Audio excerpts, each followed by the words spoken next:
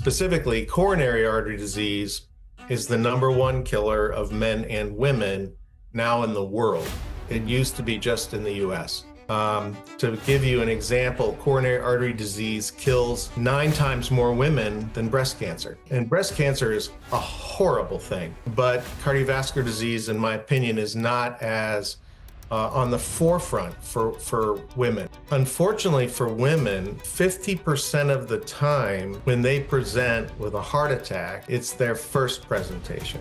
Really? 50% of the time it's their first presentation, which is terrible. Yeah. But as I said in the beginning, this disease kills 9 times more women than breast cancer. Every artery in our body gets smaller and smaller and smaller as it gets further from the heart. So when we're healthy, that microcirculation is working great. The arterioles are getting the blood into the capillaries, the red blood cells are flowing, the white blood cells are flowing, they're doing their job. But unfortunately, as we age, not even if we have a medical problem, but as we age, the pathophysiology is simply straightforward. Our red blood cells are not delivered individually. They get clumped. They get electromechanically clumped together. You're saying this erosion happens simply because of age. This isn't even a lifestyle thing. Am I understanding that right? No, it happens with aging. It's one of the theories of aging. Yeah. Is our organs are not getting the microcirculation that they had when we were younger. So that's why the signal coming out of Bemer is a perfect adjunct to healthy living.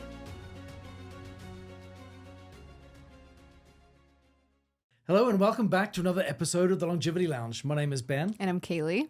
And today we have Dr. Jud Millhon, who is a cardiologist, and he is practicing with Ohio Health and has been a practicing cardiologist for over 30 years. And today's conversation with Dr. Jud is so interesting. We go really deep, of course, on cardiovascular health, the surprising way on how women present differently in cardiovascular events than men, and the importance of our microcirculatory system. This conversation is really good. It has been awesome to sit down with Dr. Jud. You guys are really going to love this episode. Let's dive in. Yeah. Okay. Dr. Millhon, it's such a pleasure to have you with us today on the Longevity Lounge. Thank you. Before we get going, we're really excited to hear a little bit about your experience in cardiology. What kind of brought you here? What got you interested in heart health in the first place?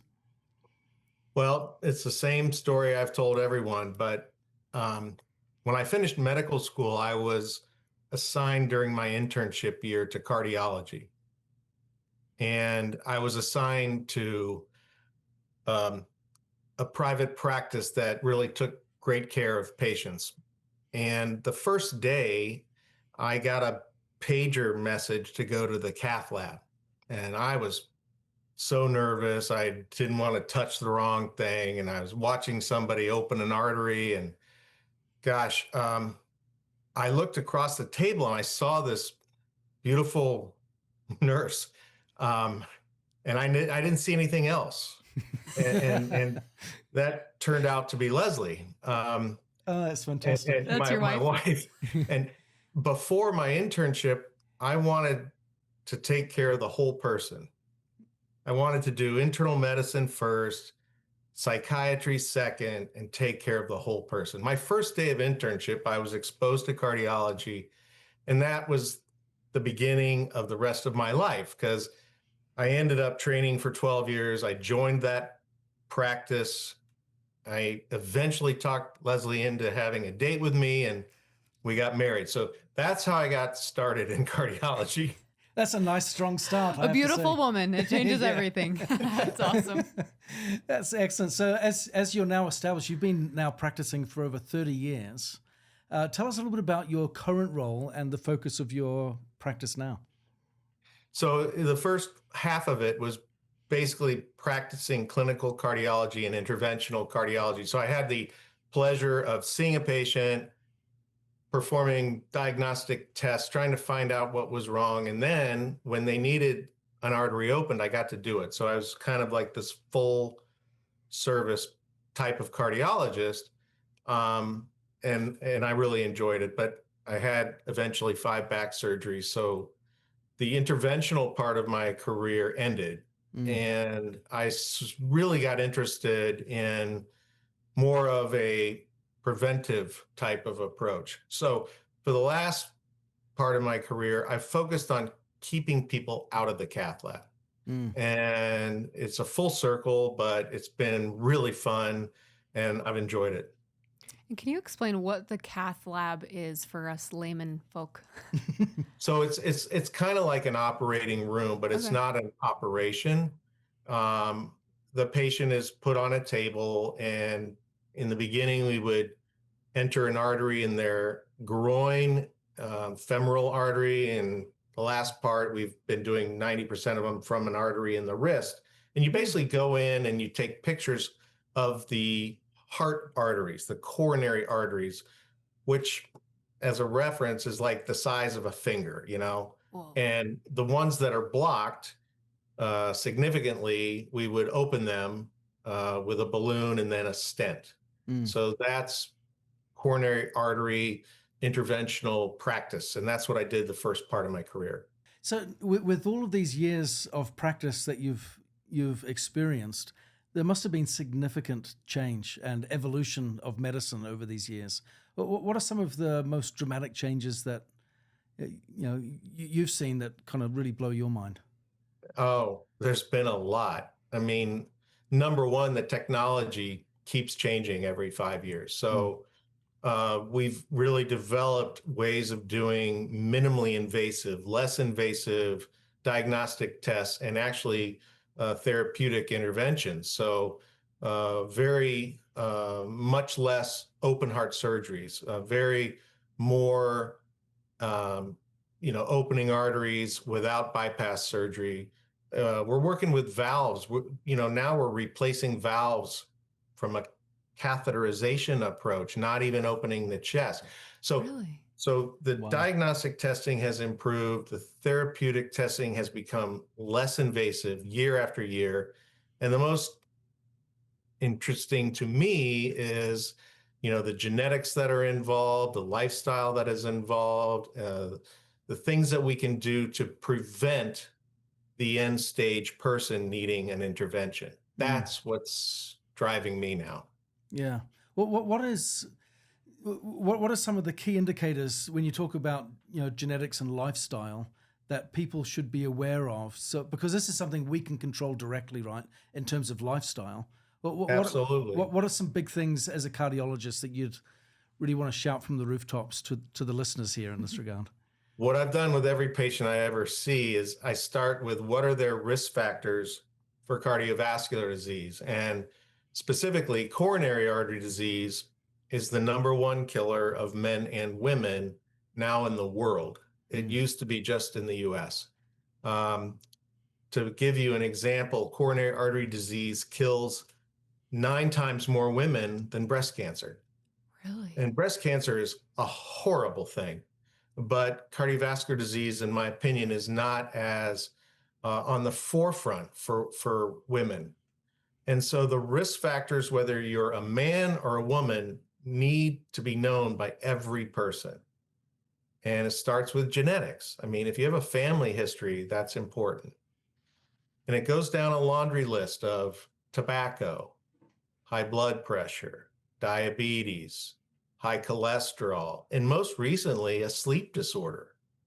Wow. Sleep disorders are an independent risk factor for heart disease, inactivity, obesity. So those are the risk factors that I start with every patient.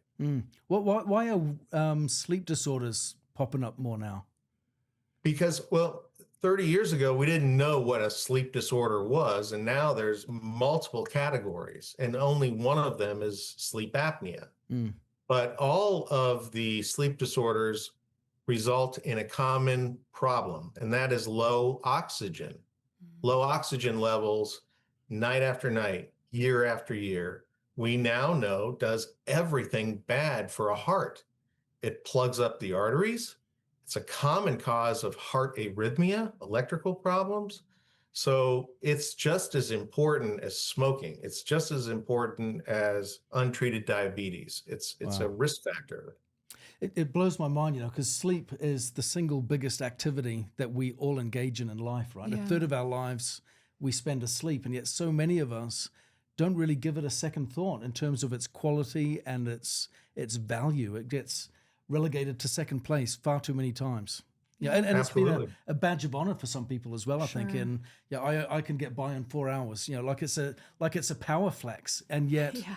really dangerous thing to be doing. It's interesting to think about. I never really thought about the impact on your heart for sleep. I think it's natural to think about the impact on your brain, Yeah. but I never thought about that for the heart. That's really interesting. Yeah, yeah.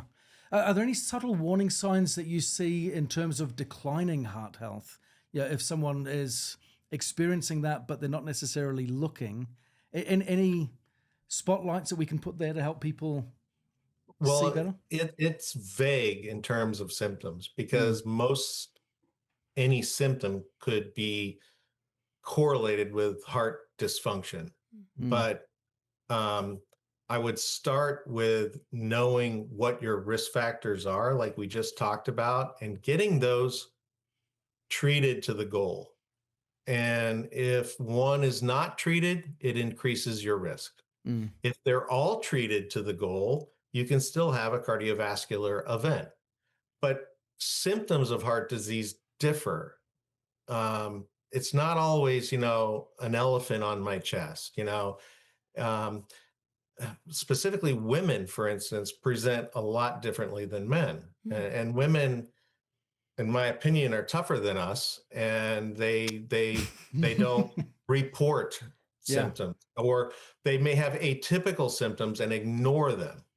Um, so it could be anything, but any change in how you feel with activity, going up a flight of steps, should be recognized and shown or discovered to your primary provider. Just like identify what it is you feel. It could be very vague, and it mm. could Yeah. still be related to your heart. Do you mind diving a little deeper into women presenting differently than men? That's so interesting. Like, what typically do they say they feel, or do they just feel off, or is there something specific? There's never anything specific with women. For Interesting. men, most of the time, they have a chest discomfort. Mm. Okay, most of the time they feel out of breath with activity. For women, it can be anything from your belt buckle to the top of your head. Women sometimes they feel indigestion. They Really? think it's just their GI tract. Women often have symptoms in behind their shoulder blades. It can be anything, but they usually ignore it. They usually don't identify it. And unfortunately for women, 50% of the time when they present with a heart attack, it's their first presentation. Really? Wow. 50% of the time, it's their first presentation, which is terrible. Yeah, Yeah. that's horrible. Men usually, we're wimps. We just tell somebody, hey, we don't feel right. But women are just so much more stoic, and they're always treating or helping their family. Yeah. Yeah. But as I said in the beginning, this disease kills 9 times more women than breast cancer. That's a huge, Yeah. huge statistic that is accurate. Yeah, that's scary. That's frightening. And you mentioned kind of ignoring symptoms, as being a problem, in this situation, but also when people are getting treated, they often ignore the counsel of their doctors in terms of how they should live and change afterwards. Sometimes, good advice falls on deaf ears or maybe stubborn feet, right? Can you talk a bit to that? Of course. Um, so we talked about treating all these guidelines, blood Yeah. pressure and cholesterol, and statistics are clear for primary care physicians.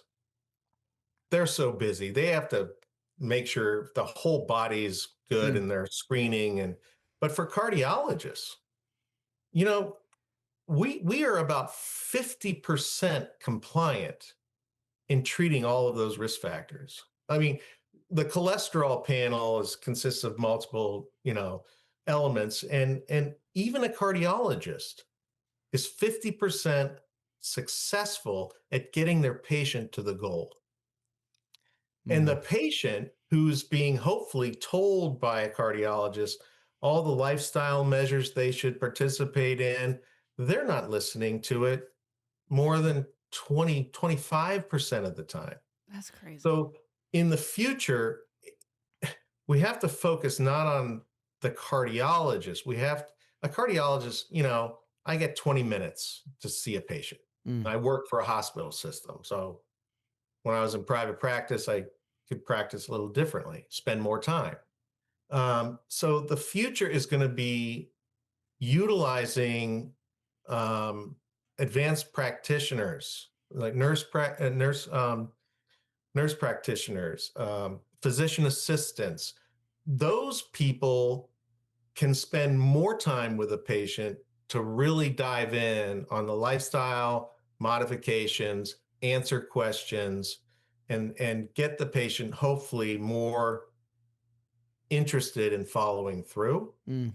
And I'm involved with a you know a thing I've had in my mind for years, where we go to companies, employers, and we do biometric screening. So we check their cholesterol, their blood sugar, their waist circumference.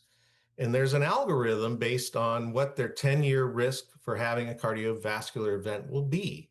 And I've trained nurse practitioners to spend 45 minutes with those higher risk employees of these companies. Mm.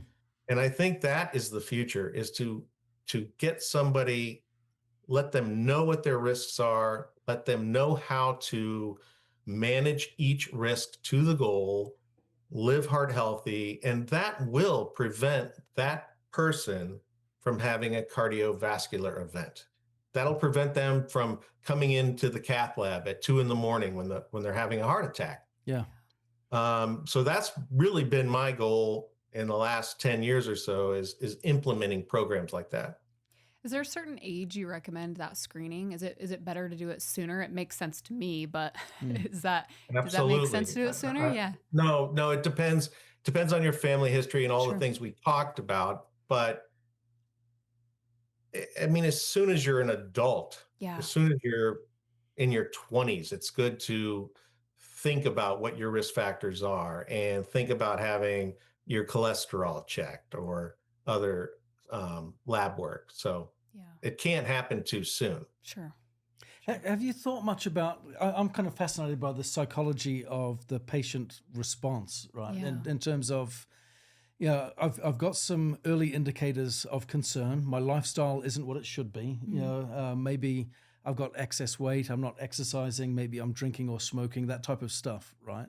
And so we get a check. We get given some warning signs. We get given good advice by the cardiologist, and yet there's still a good percentage of patients that won't change their lifestyle. Have you given any thought? I'm sure you have. Like, you've got to pull your hair out sometimes when someone's given advice, they don't take it, they come back, there's a problem, or they even have surgery and they're given steps to follow that are very specific and they neglect it. Kind of what's the psychology behind that, do you think? I think it's human nature. You can lead a horse to water, but you Yeah. can't make them drink. I mean, I've opened arteries in the middle of the night with thousands of people having heart attacks, and they start smoking a week later. Yeah. So you have to be persistent in my mind, and you have to be given the time, which is why I think counseling Yeah. is important, not just a 20-minute office visit. Your primary care doctor doesn't have time to go through all of what we just said. Sure. Yeah. He's got to worry about your heart, your lungs, your GI tract, your screening for cancer. And cardiologists don't have time. What Yeah. we need to do is have prevention. I don't like the word clinic, but preventive access for patients to come in and spend a quality amount of time, not only with the patient, but I'm inviting the family, Mm. the important family members, the spouse, the partner. It's better when two people hear it. Yeah. It's better when you can just answer all of their questions together, looking each other in the eye. And I think that'll improve compliance, is what you're talking about. There's a lack of compliance. But unfortunately, physicians, hospital systems are paid by procedures. Mm.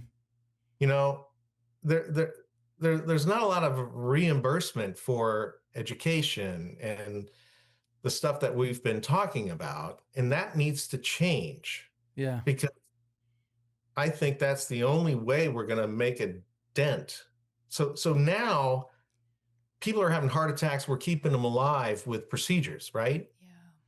But that's not the end goal. The end goal is to prevent the patient from needing a procedure for the most important and number one cause of death. And so worldwide, we have to get better. Yeah. Yeah. I have to say, just as a sidebar, you just reminded me of a friend of mine who was in hospital a number of years ago in Ireland, who had had a heart attack, and he was in hospital, and he was telling me when he came out that there was a patient in the bed next to him. This is a National Health Service in the UK, and the doctor came around and said, "We just need to ask a couple of questions." This is to the man, in the bed next to him. Just again, kind of lifestyle questions. He takes his name, his date of birth, all that kind of stuff. He's like, and he said, "Have you? Do you smoke?" And with disgust, the man's like, "Absolutely not." Right? Like really, like offended Don't at the ask. question. Yeah, don't even ask. Absolutely not. He's like, "Oh, good." Have you ever smoked? He says, "Well, yes, I have." He says, "Well, when did you smoke last?" And he's like, "Thursday." And it's like, what? Come on, what are you doing? What are you doing? So we certainly need to be honest with ourselves, right, in this process and taking responsibility. I love that you spent a lot of time in prevention or preventative care and what have you. Help me understand, as we jump into that, a little bit more about microcirculatory, the microcirculatory system, because for some listeners, they're familiar with the circulatory system, but the microcirculatory function is quite different. Can you help us understand the difference there? Sure. We talked about coronary arteries and people having heart attacks, and the size of arteries in our body are like the size of your thumb. Those arteries are not small, but every artery in our body gets smaller and smaller and smaller as it gets further from the heart. So when we're young and healthy, we're 16 years old, the heart, it's pumping 60 times a minute, and these arteries keep getting smaller. And the smallest artery in our body is called an arteriole, and it's about the size of a shoelace. So arterioles, healthy arterioles, are pumping 6 times a minute, okay? Because they have a huge job. They have to pump the blood into our microcirculation. And microcirculation is basically our capillary network. And as a size reference, a capillary is the size of a single human hair. Wow. That's crazy. So the microcirculation provides 75% of the blood flow to our organs, our tissues, and our cells. This is where the action takes place, not upstream in the coronary artery or the leg artery. So when we're healthy, that microcirculation is working great. The arterioles are getting the blood into the capillaries. The red blood cells are flowing. The white blood cells are flowing. They're doing their job. But unfortunately, as we age, not even if we have a medical problem, but as we age, the pathophysiology is simply straightforward. Our red blood cells are not delivered individually. They get clumped.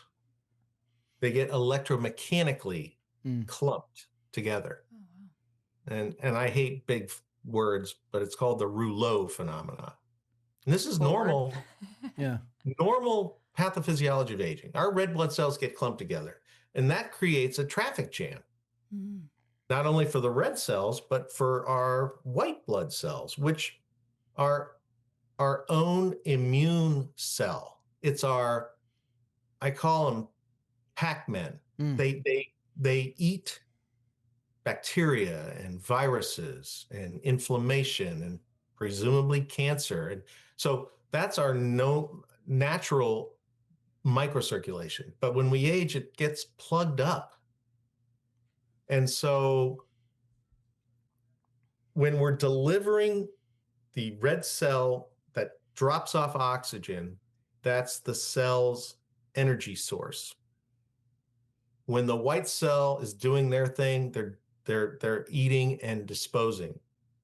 But also it's on the back end that is just as important as the front end. So the inflow gets plugged up, but the back end, the outflow also gets plugged up. It's the elimination of cell metabolism. It's the elimination of carbon dioxide, metabolic waste. Just normal aging, that also gets quagmired and plugged up.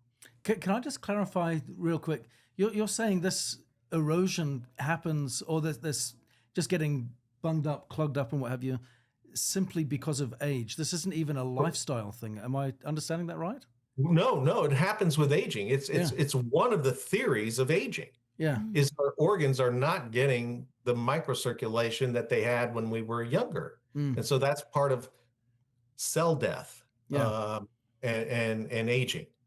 But when we have an injury or some other problem, it's even compounded. So the microcirculation has to be opened up, the final common delivery of oxygen and nutrients. And then it also has to be opened up on the back end to get rid of the metabolic waste. That's how everything works when everything's great. You don't even have to have an injury for things to slow down as we age. Yeah.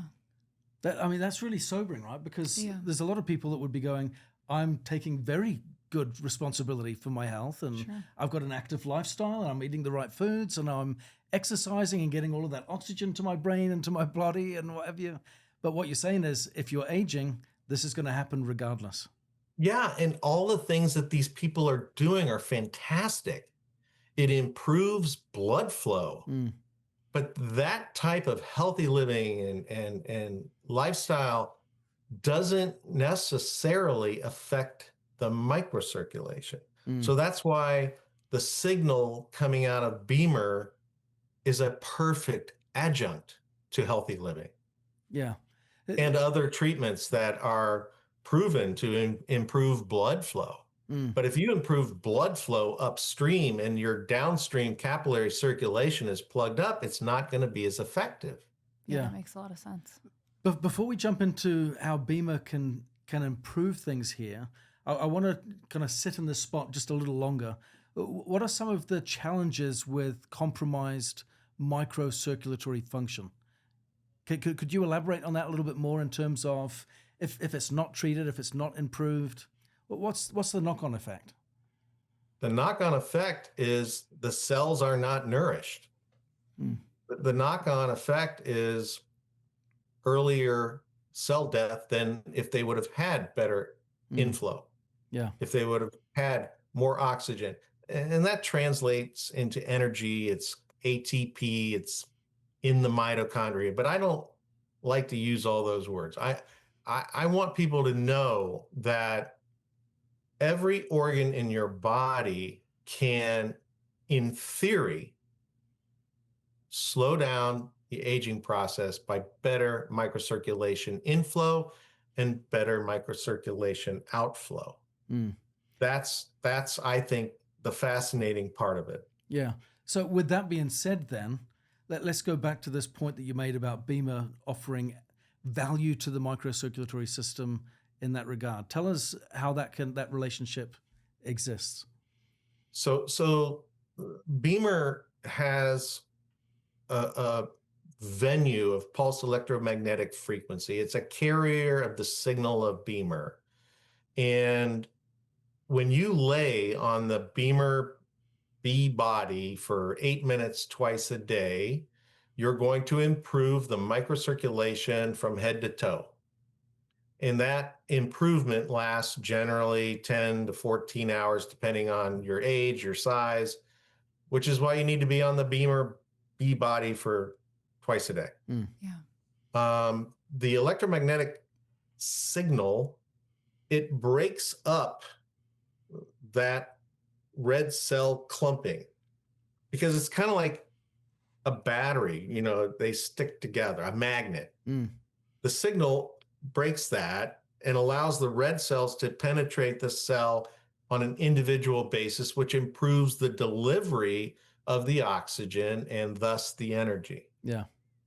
Yeah, that's how the Bemer signal, obviously people know it's patented, and nobody else can deliver something that you get on it for 8 minutes and you got 12 hours of circulation.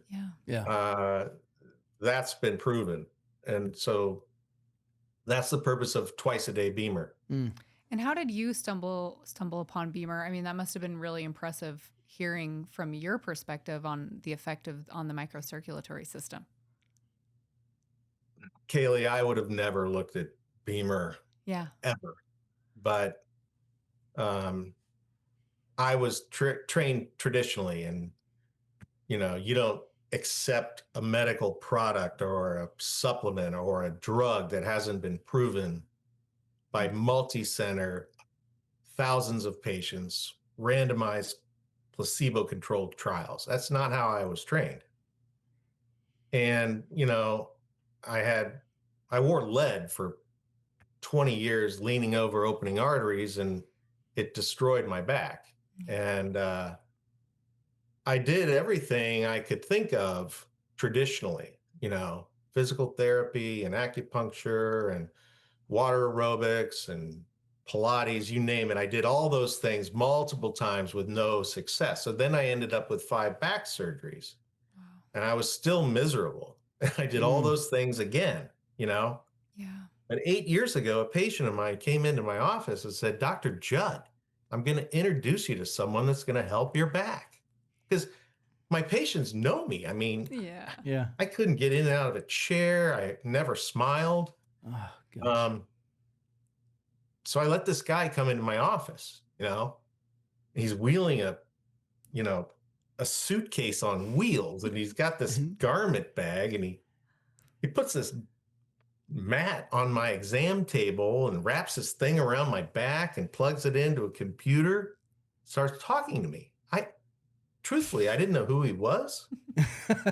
I didn't know what he was doing to me. It wasn't the patient. It was the patient. No, it was the patient's friend. Yeah, it was his friend. Yeah. Lay on your own exam table. I'm going to introduce you to this guy, and I'll tell you who he is or who he was in a minute, but I just let this random dude do this Monday through Friday, Monday, Tuesday, Wednesday. So I had 8 10-minute sessions on the thing. And then I'm in Mexico in this tiny boat, banging, trying to catch a marlin for 3 days. And I get to the hotel, and I told Leslie, I said, my back should be killing me. I said, you think this little midget with the mat is honest? and Leslie's a cardiac nurse, because I told you I met her in the cath lab day 1 of my internship. She goes, no, that's just a placebo effect. So anyway, I didn't listen to her. I started looking into pulsed electromagnetic frequency. I'd never heard of it. I read everything written in English, some small studies. I knew how it worked, so I bought one. And I'm in our basement. But so Leslie comes down the steps one day, and I'm sitting in this anti-gravity chair with Bemer. She's like, what is that? I said, I bought the Bemer. So long story short, it took about 3 months for me to really improve till I could smile.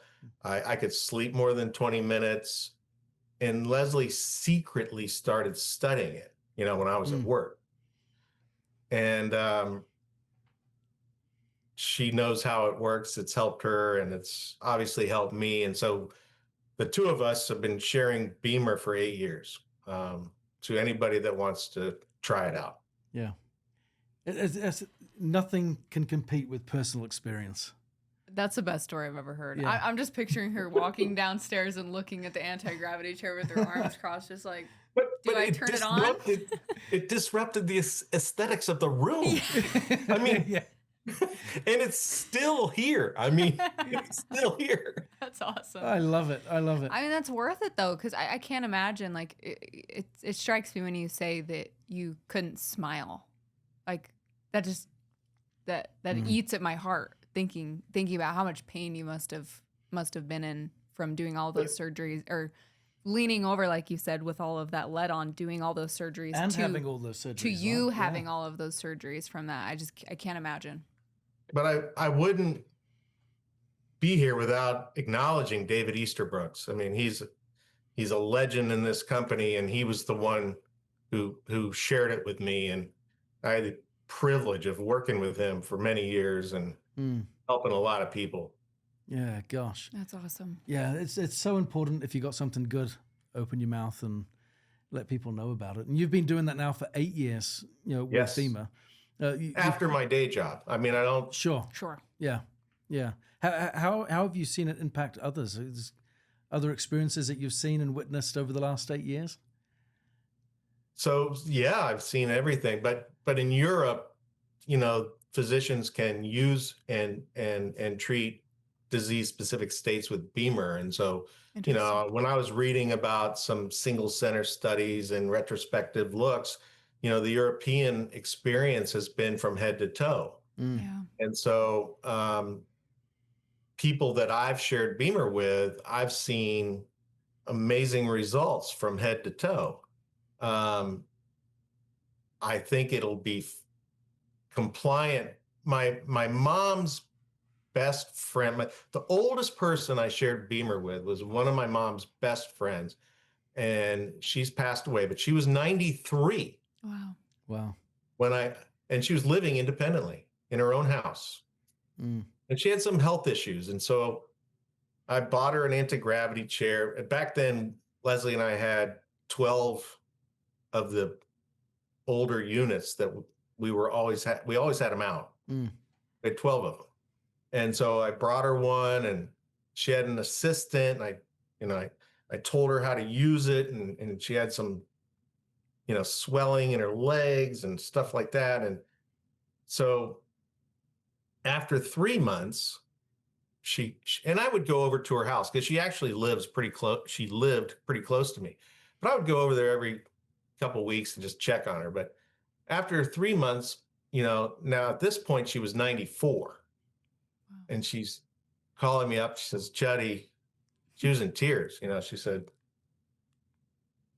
I can see my ankles, and she was crying, and then she said, I've been driving up until 3 months ago, but I can't drive at night, because she had some issues with her eyes. And those issues resolved. So she started driving after dark. So I'm trying to tell you, from head to toe is the effect of this improved circulation, without talking about anything specific. Yeah.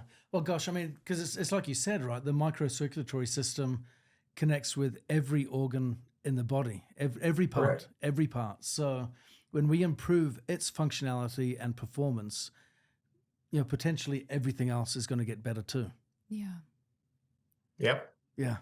It's hard to imagine the circulatory system. Like, the way you explained it is so perfect. Like the thumb to the shoelace to the human hair. It's just crazy to think about it all. Yeah. Yeah. Just how vast. What excites you looking forward, Dr. Millhon? You've got 30 years where there's been significant change and evolution in cardiovascular medicine and what have you. What excites you as you look into the future? Well, as you know, I've been hoping to be a part of a medical advisory board. I've been hoping, since I was introduced to it, to maybe think about doing some clinical research, and in terms of my field, the microcirculation has to be open for the upstream opening of an artery to work efficiently.